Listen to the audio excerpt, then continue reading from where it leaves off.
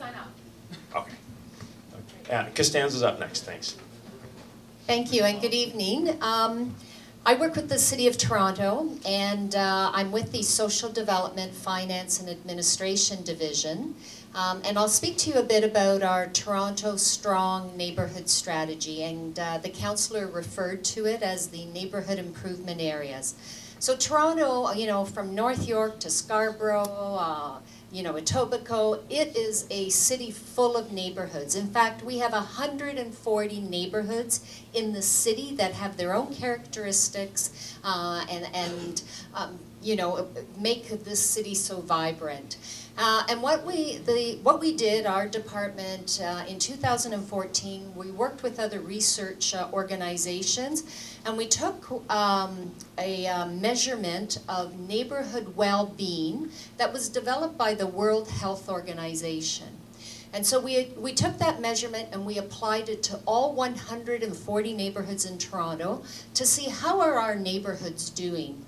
And what we found was that there are 31 neighborhoods that aren't doing as well as others, and they need some investment and they need some attention so that they can, their measurement in a number of categories can be at the same level as the others. And those categories that we looked at were healthy lives, so in terms of you know, people's chronic disease like diabetes, you know, those heart disease, that type of things. We looked at economic opportunities, what were sort of the employment levels in neighborhoods. We also looked at social development. What was the high school dropout rate or the rates of post-secondary education? We looked at civic participation. Are residents engaged in their government, and do they vote? Those types of things. And then we looked at physical surrounding. Do the neighborhoods have these recreation facilities, the parks, libraries, all those things that make a neighborhood healthy and bring residents together? So the Thorncliff Park neighborhood, it's identified as one of those neighborhood improvement areas. And actually, that's an opportunity for your neighborhood to get attention from the city. So when we look at investments that need to be made in neighborhoods, we focus on the neighborhood improvement areas. Council, as part of that, has given us a fund of about $12 million for capital improvements within the neighborhood improvement areas. It's not a lot of money in itself, but what we've been able to do is partner with other divisions, whether it's the library, whether it's with United Way, whether it's with other levels of government, because we've pulled together all the organizations, the funders that we call, that provide investments in neighborhoods, to say, what are we doing in these neighborhoods? One of the projects we're looking at, and I'm sure Ahmed will speak to it later, is the possibility of creating a community hub in this neighborhood. So that way, the city can provide some funding, United Way's providing some funding, we're in discussions with the Ministry of Health. So, so this is an opportunity to bring residents together. In addition, I have a staff, which we call a community development officers, that works with residents and agencies in the neighborhood, and what they've created is a local planning table. Because there are different services here, but sometimes we're not coordinated. So we might be missing some service, we might be duplicating. So this allows all the partners to come together and plan together and provide services together so that we're coordinated and we're making sure that resident needs are being met, because residents are part of that process as well. So that's a little about the Toronto Strong Neighbourhood Strategy. The other thing that my division is involved in is the tower and neighborhood revitalization. So that's where we look at towers in the city of Toronto that were built before 1982, and we work with the property owners in terms of trying to bring or introduce more efficiencies, environmentally friendly kind of improvements, whether it's windows, improving windows, or cladding for the outside. So we work with the property owners to do an assessment of their environmental use and how to help reduce it. We'll bring in Enbridge or Toronto Hydro to give them strategies to reduce energy costs, which help the property owner, but also make life more comfortable in the units for residents. We have a youth equity strategy where, again, we work with other city divisions, whether it's public health or the library, focusing on the needs of youth. The city has, and through our division, we lead the newcomer strategy. We were very active in leading the city's campaign in terms of the welcoming Syrian refugees. That happened last year where the bulk were coming in.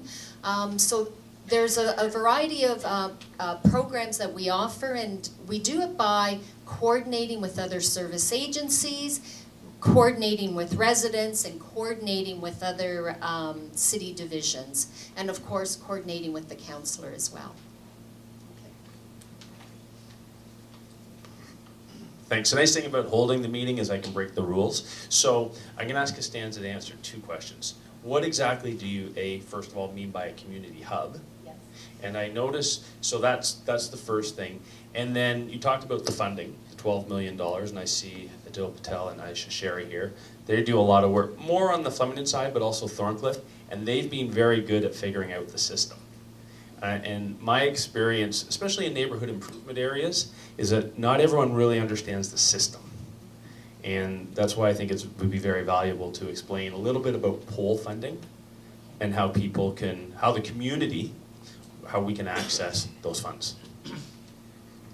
Okay, so POLE funding stands for Partnership Opportunities and Legacy, and this is the 12 million. So what happens is there are community groups that have ideas. They want to improve the arena, for example, or they want to create a community garden. So they come together to develop a plan, and we have a staff in your neighborhood. It's Rebecca Bassi, who works with residents and community groups to help develop those ideas. So a group has an idea. Let's say it's creating a community garden. There's interest from the neighborhood. It's a priority. Then they'll approach the city department that owns that piece of property. So if it's in a library-owned property, then they would approach the library, or if it's parks, they would approach Parks, Forestry, and Recreation, have that discussion. Is it possible? Yes, it's possible. Parks and Rec is interested.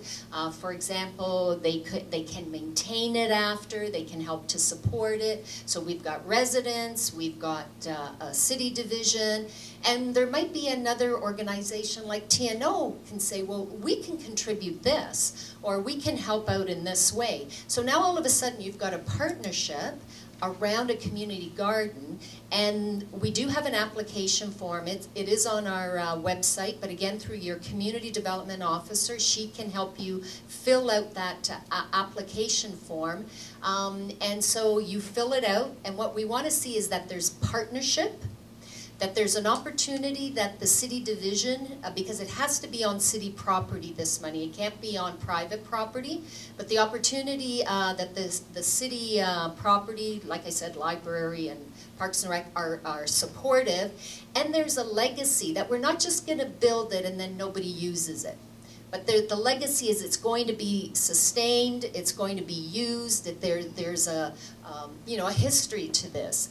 So if you meet those 3 criteria, then you've got a good application. So you submit that, and then we look at all the applications that have come across the city, and we really evaluate them around those 3 criteria. So, so keep that in mind when you're applying, that's what you want to demonstrate that your project can achieve. And then the other, you asked about a community hub. So a community hub for what we're looking at right now, and I'm sorry if I hope I don't take all your, but it is, I I guess it's a service center that provides multiple services to residents so that they only need to go to one place to get their healthcare needs addressed, to get any legal supports, any health.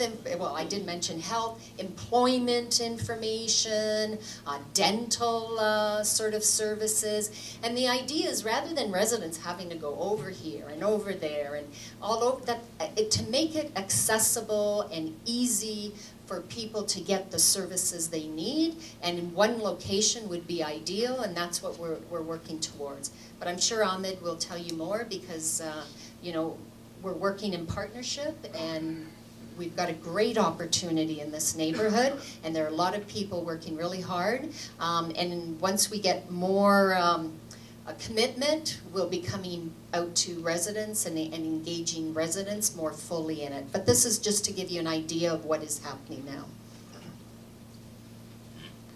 Thanks, Costanza. Yeah, one of the concerns that actually we all share, Costanza, Ahmed, and myself, is that transportation out of the community is not as convenient as it could be. And I believe the closest hub is what, Victoria Park? Yes.